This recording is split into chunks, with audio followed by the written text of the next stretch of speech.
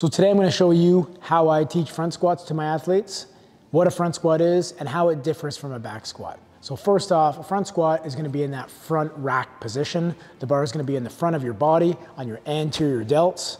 And what it is, it's going to be a more quad dominant, more abdominal dominant squat than your back squat. Usually I find my athletes can do about 80 to 85% of their true back squat 1 rep max for the front squat 1 rep max.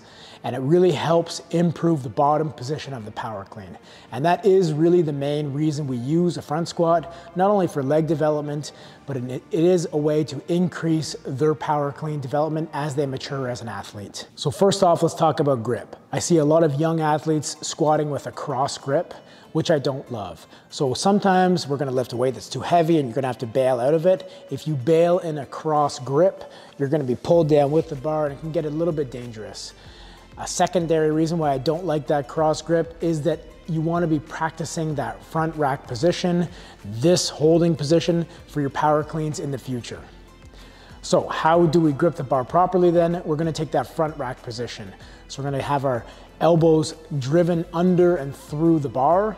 We're going to be holding the bar on our anterior delt, and we're going to take that weight on the anterior delt. We're not holding it necessarily with our wrist. Some people have a tight wrist and they can go 2 or 3 fingers maybe, but eventually I'd want to get people away from that. Also, when you see athletes with a longer forearm to humerus ratio, we're going to have to either widen your grip or use straps to maintain that front rack position. I don't mind straps in this instance, and we'll use it sometimes with bigger, more muscular athletes, just so they can maintain that perfect position. I would much rather have an athlete front squat with straps than with that cross grip positioning. So to put straps onto the bar, we want to be putting them just in that front rack position, exactly where your hands would have been if you were just to do a normal front rack position front squat. And we'll grab these straps, wrap them around your hands so they're nice and tight so you can create some tension there. Good. We're going to be squatting up. The same things, drive elbows up and to the sky, rib cage locked down, descend into squat all the way back up. Next, we want to think about how wide your feet should be. So for me, my foot width doesn't change much between my back squat and my front squat. It's going to be just outside my hip width and about 10 to 15 degrees externally rotated with my feet. You're going to have to play around with this and find which one works for you, but in the beginning, don't worry too much about this. Have your feet outside your hip width and toes turned out just a little bit. Me, I always tell my athletes, buy a pair of lifting shoes so they'll have this heel in it. So again, what does that do? It's going to shift your lower leg forward, your tibia forward, so we can maintain a more upright position in the bottom of your squat.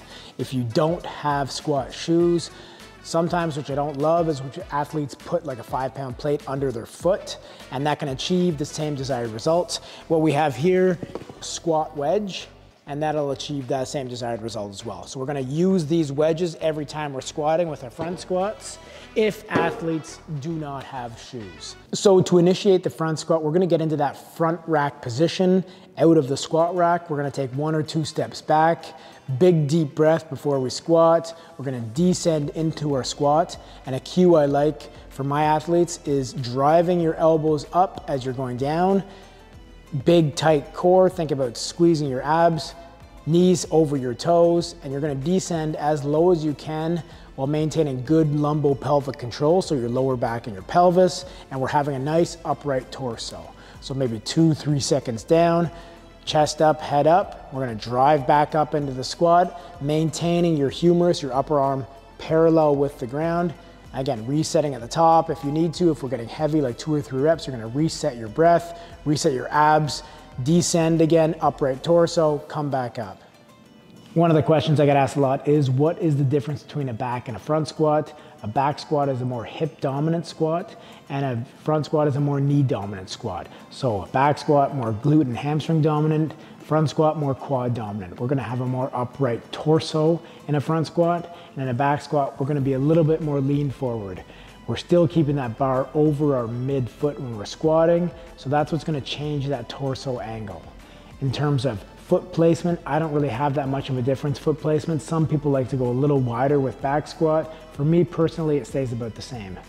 So for programming, I like to keep the front squats lower rep in between about reps 2 to 6. And for back squats, we can go anywhere from 1 to 20 or 30 reps. So if you're looking to mix up your leg workout, I would add front squats into where your heavy compounds were. So where you're doing your back squats or your deadlifts, replace those with your front squats and keep reps and sets relatively the same. Think about quality over quantity, so keep your elbows up, good posture, and good lumbo pelvic or lower back and pelvis control throughout.